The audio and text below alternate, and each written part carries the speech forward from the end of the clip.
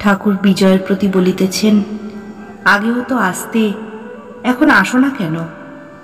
বিজয় বলছেন, এখানে আসবার খুব ইচ্ছা, কিন্তু আমি স্বাধীন নই, ব্রাহ্ম সমাজের কাজ স্বীকার করেছি।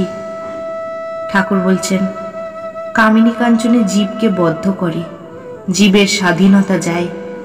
কামিনী থেকেই কাঞ্চনের দরকার, তার জন্য পরের দাসত্ব, স্বাধীনতা চলে যায়। তোমার মনের মতো কাজ করতে পারো না? জয়পুরে গোবিন্দজির পূজারীরা প্রথম প্রথম বিবাহ করে নাই, তখন খুব তেজস্বী ছিল। রাজা একবার ডেকে পাঠিয়েছিলেন, তা তারা যায় নাই, বলেছিল রাজাকে আসতে বলো। তারপর রাজা ও 5 জনে তাদের বিয়ে দিয়ে দিলেন। তখন রাজার সঙ্গে দেখা করার জন্য আর কাহারও ডাকতে হলো না, নিজে নিজেই গিয়ে উপস্থিত। মহারাজ, আশীর্বাদ করতে এসেছি, এই নির্মাল্য এনেছি, ধারণ করুন। কাজে কাজেই আসতে হয়। আজ ঘর তুলতে হবে, আজ ছেলের অন্নপ্রাশন, আজ হাতে খড়ি, এইসব। 1200 ন্যাড়া আর 1300 নেড়ি, তার সাক্ষী উদম শাড়ি। এ গল্প তো জানো। নিত্যানন্দ গোস্বামীর ছেলে বীরভদ্রের 1300 ন্যাড়া শিষ্য ছিল।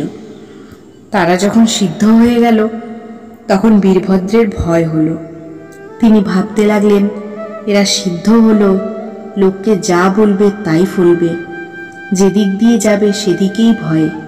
কেননা লোক না জেনে যদি অপরাধ করে, তাদের অনিষ্ট হবে। এই ভেবে বীরভদ্র তাদের বললেন, তোমরা গঙ্গায় গিয়ে সন্ধ্যা আহ্নিক করে এসো। ন্যাড়াদের এত তেজ যে ধ্যান করতে করতে সমাধি হলো।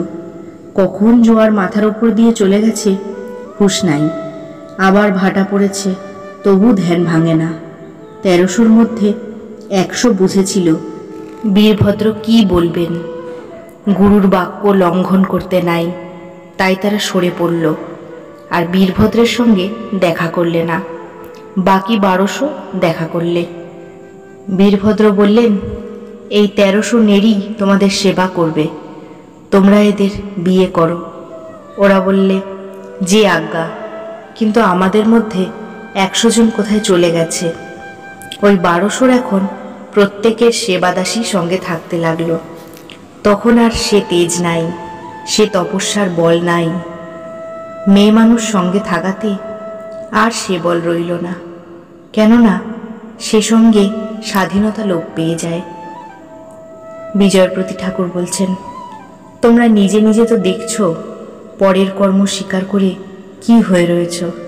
আর দেখো, অত পাশ করা, অত ইংরেজি পড়া পণ্ডিত মনিবের চাকরি স্বীকার করে তাদের বুট জুতার গোজা দুবেলা খায়। এর কারণ কেবল কামিনী। বিয়ে করে নদের হাট বসিয়ে আর হাট তোলবার জো নাই, তাই অত অপমান বোধ, অত দাসত্বের যন্ত্রণা।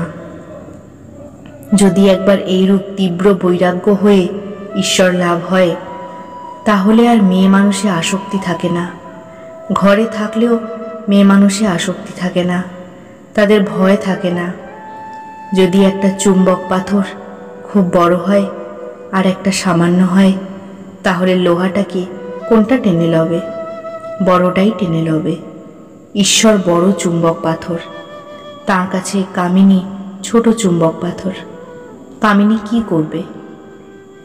একজন ভক্ত ঠাকুরকে বলছেন, মহাশয়, মেয়ে মানুষকে কি ঘৃণা করব? ঠাকুর বলছেন, যিনি ঈশ্বর লাভ করেছেন তিনি কামিনীকে আর অন্য চক্ষে দেখেন না যে ভয় হবে। তিনি ঠিক দেখেন যে মেয়েরা মা ব্রহ্মময়ীর অংশ, আর মা বলে তাই সকলকে পুজো করেন।